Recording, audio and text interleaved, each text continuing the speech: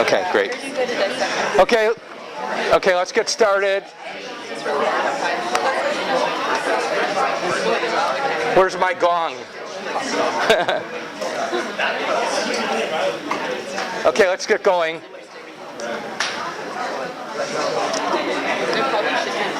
All right. Thanks for being here. Week 5, Thursday, week 5. Anybody have any questions left over from Tuesday or last week? Yes, you have a question. Excellent. About today's last evaluation form. Yes. That Yahoo is now Oath. Yes. As of when? Months ago. Oh, well, that's what I learned. And they're actually bought by Verizon, I think. A part of Verizon, yeah. Okay, good question. So here's the results of Tuesday's survey on classic rock. So if you got here early enough, you heard some Fleetwood Mac. So, I like Pink Floyd, Beatles, of course. Nobody mentioned Rolling Stones. Eric Clapton is great. So there's some overlap between what I like and what you guys like. So thanks. So we have the usual forms and stuff, and I want to remind new community members here that that there's no smartphone or laptop use except during the break. So please do that. Oh, I have another form. Remember on Tuesday you filled out driver's form for going to the VA next week? Well, this is the passenger form. So it has a list on top of the driver, their cell phone number, their email address, and what kind of car they have. So sign up for one of the drivers, and next Thursday we'll all meet on the other side of Littlefield.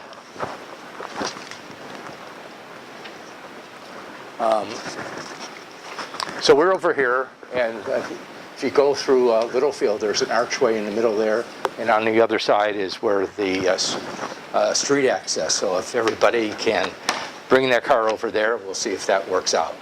And next week I'll send out maps and stuff like that, so you guys won't get lost. So if you're biking there, which is okay, let me know. If you're driving solo, let me know. If you're driving with just your buddies and not carpooling with other people, let me know. I just want to make sure that everybody is accounted for. Okay, it's going to be fun. So this is a question one of the students had about prosthetics. If you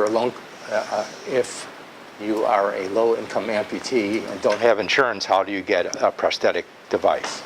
And Gary's answer was that low-income families qualify for Medi-Cal, and they may also qualify for Medicare, but if they're undocumented and have not contributed to Medicare, they may not qualify. In that case, Gary says he arranges a cash deal with them to make sure that they get their device, and that may be over a period of time. So there's a way for everybody to get a prosthetic device.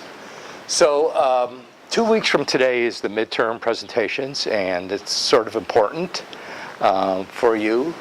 And the first thing you might want to do is think about how you're going to outline your talk. And I've done a lot of that work for you, and it's listed here. I'm not going to go through it. It's on the website. It was on your handout on the first day, and I'll send it to you on Friday as an email. But the most important thing is that the presentations are 7 minutes. Okay, so you really have to be on the ball and very concise.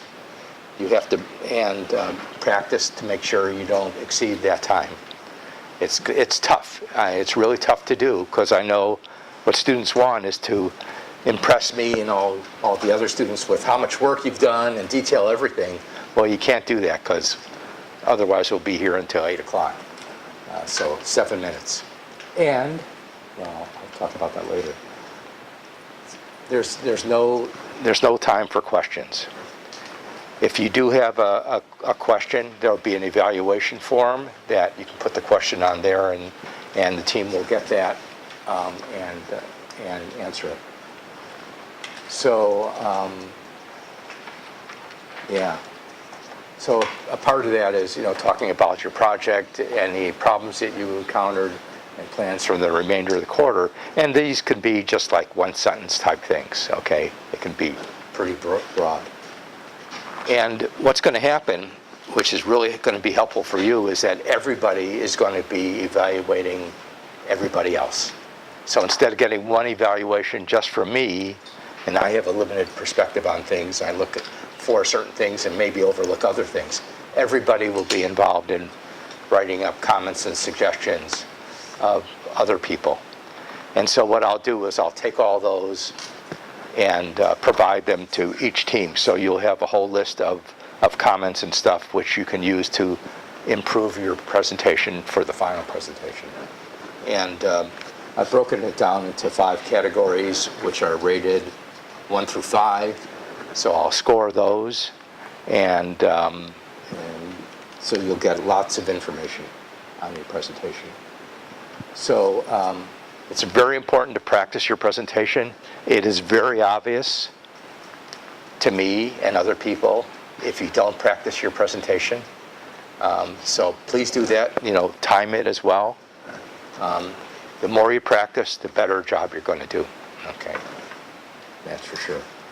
So the way it's going to work is, rather than each team having their presentation on their laptop, I'm going to put it all on my laptop so we don't have to worry about changeovers and stuff like that, so you have the maximum amount of time to present. So I'm going to ask you to either send me your PowerPoint or the link to your Google Docs PowerPoint, and I'll put that all on my computer, and it'll all be ready to go. It's worked well in the past. One thing that's important that you do is not to embed any videos in your slides. Instead, upload them to YouTube, and on the slide that you want to show the video, have a link on there to that YouTube video. That makes it a whole lot easier, okay? You'll hear about this again. Okay, so midterms in 2 weeks. The presentation comes first, and the report is due the next week. So those are things that should be on your schedule. So next Thursday, we're going to the VA Medical Center, healthcare system. This is what the main building looks like. I want to assure you it's not an icky place, and you're not going to see a lot of people in distress or anything like that. It's a place of healing, of getting well.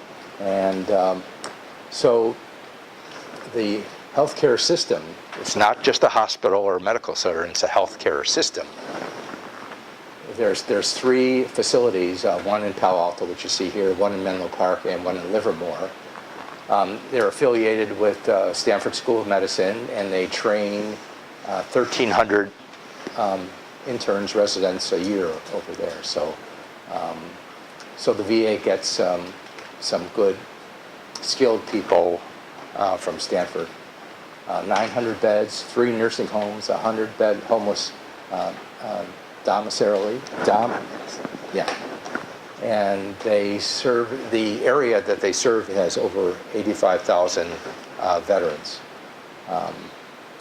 So the VA, there's a lot of VAs around the country, and each VA has their accessories. So if the VA was a car, it would have every accessory in the world. And by that I mean spinal cord injury center, trauma center, brain injury center, a blind center, all sorts of other programs are going on there, PTSD program. And on top of that, it does a lot of research. I was at the Rehab Research and Development Center, which is not there anymore. So there's a lot of activity going on at the VA. In fact, about 5 years ago, Congress designated $1 billion just for the VA here.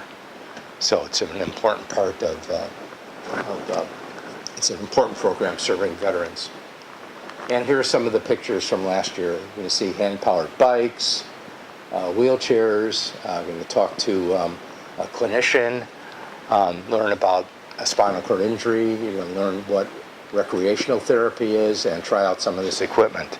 So be ready for some fun, okay? So I'm going to talk about accessibility today, it's also abbreviated as A11Y. Why? Because there's 11 letters between the A and the Y. So that's how people abbreviate it. So this is my version of accessibility. Other people might have a different definition. So accessibility to me is a design concept, a specification, a consideration, a design goal, or a feature of a product that enables people with disabilities and older adults and kids and basically everyone interact through their senses, their mobility, their brain, communication, manipulation, and learning with other people in the real world, and infrastructure. And this is the most important part, because infrastructure, like buildings and stuff, are things that everybody has to share. Everybody has to get access to them. There's not a separate building for people who have disabilities. There's not a separate building for people who are older adults. It's one building that serves all. Same thing with other institutions and transportation systems. There are products that are accessible, computers, all sorts of household items. We talked about universal design a little bit, and some of the things we use every day. And accessibility is achieved through alternate ways of interacting with things, augmented ways of dealing with stuff, custom ways that work for some people better than the standard way, or a preferred way. So some people, because of a impairment or disability, prefer doing things in a certain way that makes it easier for them. And for everything that we do during the day, okay? So the ultimate goal of accessibility is to provide equal chance for people to participate. I talked about that on the first day, and to engage fully in activities that are of interest to them, okay? A lot of this stuff is from this article called Accessible Technology. Okay, so here's some examples. At Stanford, in this building, there's a power door that if you're in a wheelchair, you just hit that bar. There's a vertical bar in front, and the door opens automatically. It also helps people who are carrying a lot of stuff, like I did today. So it serves a lot of people. Alternate signage for people who are blind. ATM machines that have an ability for you to plug in an earpiece and listen to what's being said rather than having to read something. Ramps certainly provide accessibility to buildings. There's accessible stairs, and I showed this is another design. Work surfaces are accessible because it can be accessible if they're able to elevate, and that allows people who use wheelchairs to get underneath them. It also allows you to work at a desk standing up, which is helpful. And certainly ramps in buses and trains and stuff like that help people get into and out of that, into the transportation. If you're a visually impaired user, you might employ a screen reading program that will speak to you what's on the screen. This is very important to navigate the internet or to do any work on the computer. Monitor settings can be changed to make the type bigger or to increase the contrast. Braille embossers help people who are blind read Braille documents. And these are all examples of alternate kinds of printers or output devices. For people with hearing difficulties, we all know captioning can be used. You see that on TV all the time. At presentations, at conferences, they'll have somebody do a real-time captioning using that stenographer's keyboard that I talked about. And, if you're in a bar, too, you're sort of hearing impaired because there's so much noise going on around you that you can use those closed captions to understand what's going on the screen. Okay. There's all sorts of ways to access a keyboard, including adaptive keyboards and mice and foot mice and foot switches, and of course speech recognition. Okay. For people with cognitive disabilities, there are communication devices that work for people who can't speak, You press a button or use a computer and have it speak for you. Okay. Here's some more examples of computer access devices.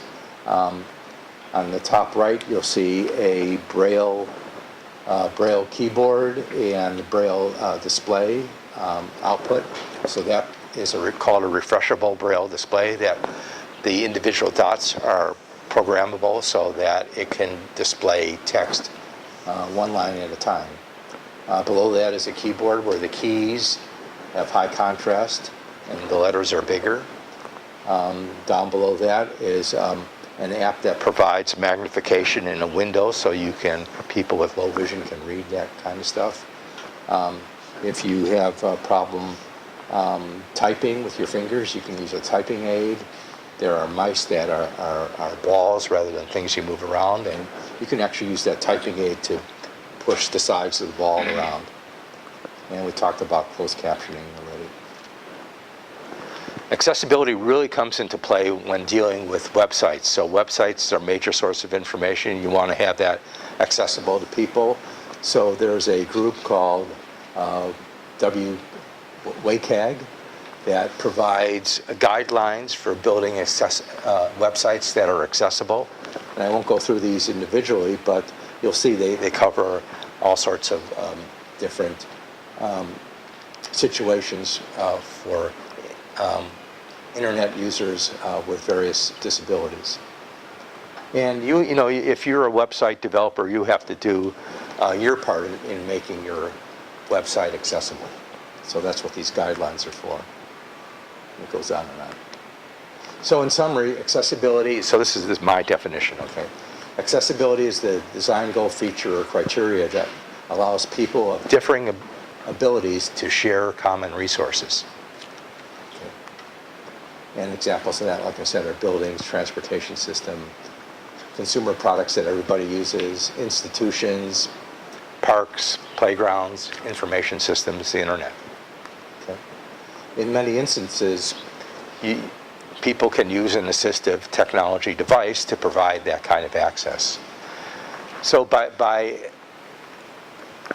so what is accessible and what is assistive technology? So I view accessibility as dealing with shared resources, like I mentioned.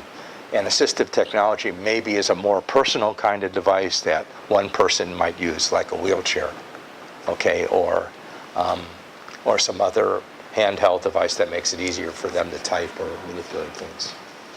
Okay, great. Any questions about that stuff? I mean, this is like a really quick overview. I mean, accessibility is really important because companies who make products want to have their products accessible to people. They just want to make it one way, not a separate way for people with disabilities and a different way for able-bodied people. So they're really interested in providing that access when they make the product, whether it be a software product or a hardware product. So it's really important to them to have their products accessible. And if you look online, all these big companies are looking for people who know about accessibility. They want to hire them. In fact, there's an organization, nationwide organization called Teach Access. And so their goal is to bring courses that teach accessibility to the college level so that students can take these courses and have some knowledge of them so that the companies can hire them and make better products. Okay, so it's a big thing. So next Tuesday, we'll hear from Lindsay Felt, who's a professor here in the program in writing and rhetoric. And I just saw her on the way to class today. She's going to talk about cochlear implants and assistive technology. But today we're going to hear from Mateo, who just walked in. And before we do that, any final questions or thoughts or comments? If not, we'll take a break, and we'll be back in about 5 minutes. Okay?